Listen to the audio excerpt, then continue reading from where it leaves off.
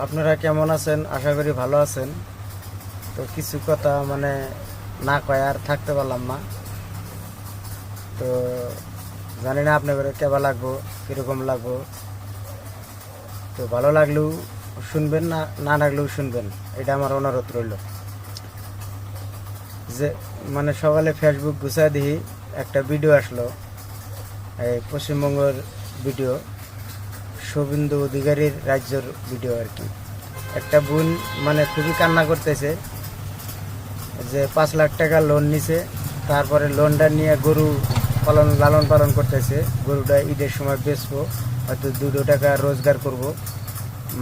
রোজগার করে পরিয়াল আছে বা হয়তো বাল বাচ্চা আছে, ওদেরকে খাওয়ানোর জন্যই লোনটা নিছে উনি আর কি, যেভাবে কইলো আর কি। তো ওনার কথা হই না, খুবই খারাপ লাগলো। কিন্তু খারাপ লাগলেও আর উপায় নাই। আসলে তো আমরা যতই চেষ্টা করি যে এক হয়ে থাকবো, কিন্তু ওরা তো আগে এক হয়ে থাকতে দেয় না। তো তার উপলক্ষে আমি 2-4টা কথা কমু, হয়তো কার খারাপ লাগবো কার ভালো লাগবো জানি না। তবে বোন, তোমার কথা হই না, খুবই দুঃখিত, আবারই কইতেছি। কিন্তু উপায় নাই। আমার জিল্লা, হয়তো আঙ্গর জিল্লা ইসলাম দরদি ভাই আছে, ইসলাম দরদি ভাই আছে, তাদেরকে আমি অনুরোধ করব, আপনারা গরু ডাইরেক্ট এমনিতে কেনা বেচা বন্ধ করে দিয়েছেন, আরও কঠোর হন,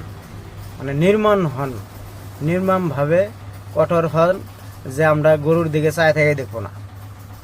আমার এটাই একটা অনুরোধ রইল, গরুর দিকে চায় থেকেই দেখব না। গরু কেউ কিনবেন না, বন্ধ করছেন, ভালো কথা, আমার খুব খুশি হয়েছি।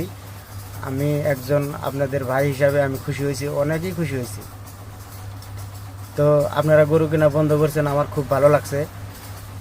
অগের গরু ওরা কি করে করুক গা, কোনে বেচে না বেচে লাঙ্গের দেখার দরকার নাই।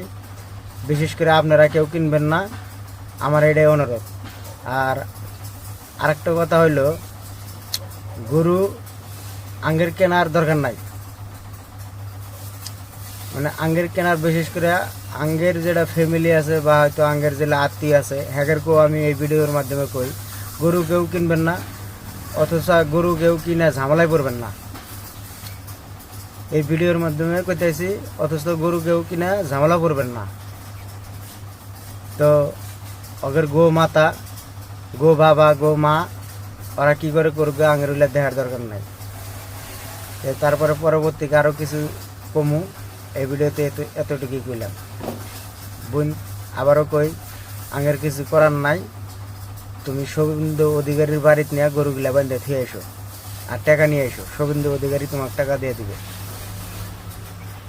তো যদি ভুল কিছু করে থাকি, আল্লাহর রাস্তায় মাফ করে দেবেন সবাই।